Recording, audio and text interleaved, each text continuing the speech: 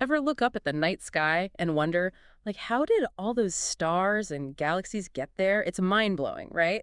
This giant cosmic web all connected somehow. So that's our deep dive today, how this intricate structure actually came to be. It's a question that's baffled astronomers for, well, ages. And it's not like we can just, rewind the universe and watch it Mm, unfold. right. Thankfully, some brilliant minds over at Caltech have been tackling this. There's this research paper by Carroll, and Pollack. They're trying to crack the code, so to speak. Okay, so what's their approach? They're using this really cool tool called effective field theory. We call it EFT for short. EFT sounds like something out of Star Trek. Kind of, yeah. Imagine you're trying to understand a super complicated machine, but instead of focusing on every single gear and bolt, you kind of blur your vision and look at the overall movements. That's EFT in a nutshell. So zooming out to see the bigger picture. Exactly. See, studying the universe's structure, especially at those massive scales, it gets messy. Yeah. You got dark matter, gravity, the expansion of the universe itself, all these forces interacting in wildly complex ways. Yeah, I can imagine. It's like, where do you even start with a problem that massive? That's the beauty of EFT. It helps us cut through the chaos. The researchers in this paper, they use it to zero in on those large-scale patterns, those clusters and filaments of galaxies, without getting bogged down in all the tiny details. So instead of analyzing every single particle since the Big Bang, they're looking for the overall, flow of how galaxies cluster together. You got it. Now, the traditional methods, standard perturbation theory, or SPT, those work well enough for a general overview. But when you're dealing with a system as dynamic and, frankly, chaotic as the early universe, those methods start to crumble. Crumble how? Imagine trying to predict the exact path of, say, a leaf caught in a hurricane. Okay, yeah. Good luck with that. It's nearly impossible, Yeah. because the tiniest changes in the wind can send it spiraling in a completely different direction. The early universe, especially at smaller scales, it was like that hurricane, incredibly turbulent and unpredictable.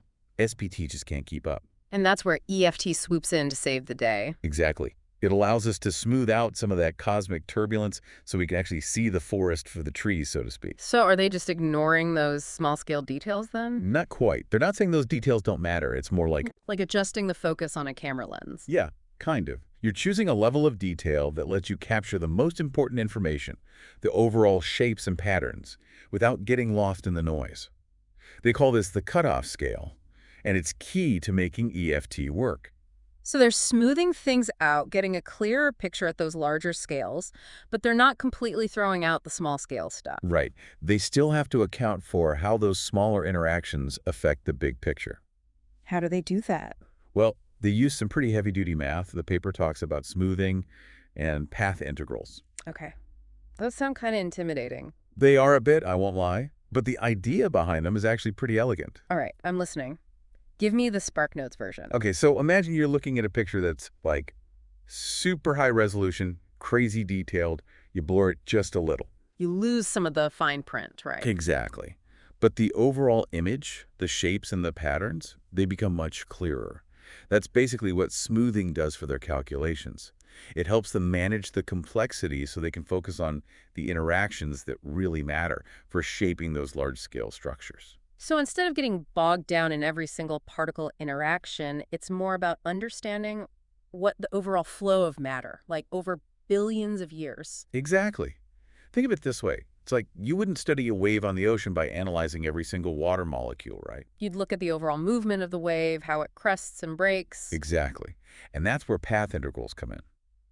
This technique lets them explore all the different ways matter could have evolved from those smoothed-out initial conditions to create the universe we see today. So if I'm following you, and correct me if I'm wrong, but it's like they're saying the universe on a grand scale acts kind of like a fluid.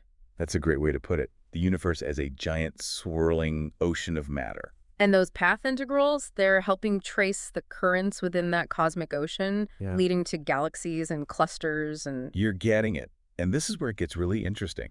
Because to make this whole framework work, they found they had to incorporate something called non-local in time interactions. Non-local in time. Now you're just messing with me, It's right? true. What does that even mean? It sounds crazy, I know. But stick with me on this.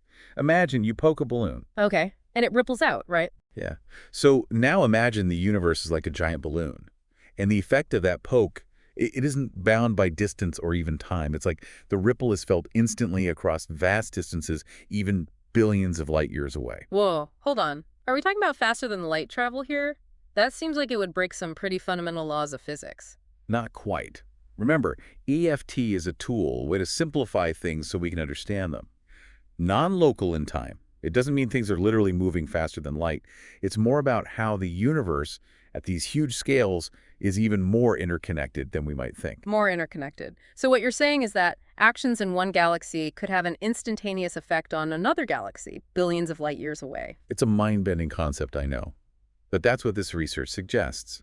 Okay, my brain definitely needs a break after that one. But before we spiral too far down the cosmic rabbit hole, let's bring this back to Earth for a second.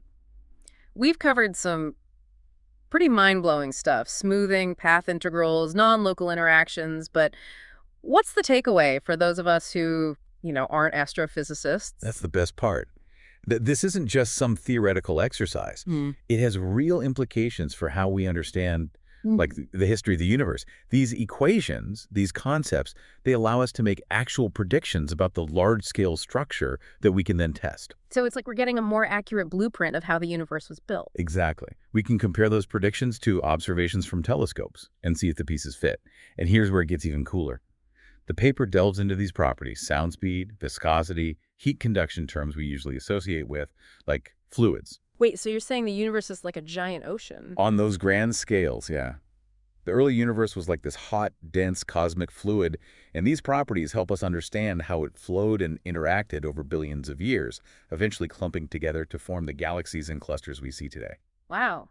So by studying these cosmic fluids, we're essentially, what, piecing together the history of the universe, kind of like cosmic archaeologists. I love that analogy. And, just like archaeologists digging up ancient ruins, this research doesn't just answer questions, it digs up new ones too. This paper focused mostly on dark matter, that mysterious stuff we can't even see directly. But it makes you wonder. What about regular matter? The stuff we're made of, the Earth, the sun, everything we can see. Hmm. Does that behave the same way? Now that's the million-dollar question, isn't it? Does regular matter influence this cosmic web in the same way dark matter does? That's something that we still need to figure out. So it seems the deeper we dive into the universe, the more questions we uncover. It's kind of humbling, actually. It really is. But it's also incredibly exciting, right? There's always more to discover. Absolutely. Well, on that note, we'll leave our listeners with that cosmic mystery to ponder. Maybe, just maybe, we'll dig into that very question in our next deep dive. Until then, thanks for joining us on this incredible journey into the universe's structure. It's been mind-blowing to say the least. It has. Thanks for having me.